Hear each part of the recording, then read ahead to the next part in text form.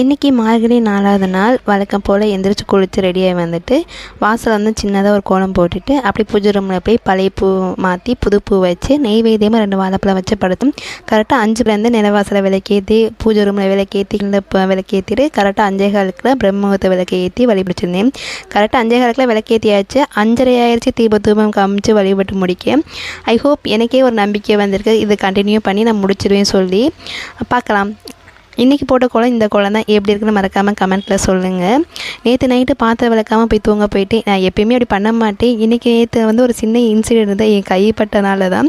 சின்ன பொண்ணு தான், ஆனால் அந்தளவுக்கு வலி ஆரம்பிச்சிருச்சு. கொசு கடையும் லைட்டாக சொரிஞ்சு அது வந்து இவ்வளோ பெரிய இத்தினோண்டு பொண்ணு பெரிய வலி மாதிரி காட்டுது.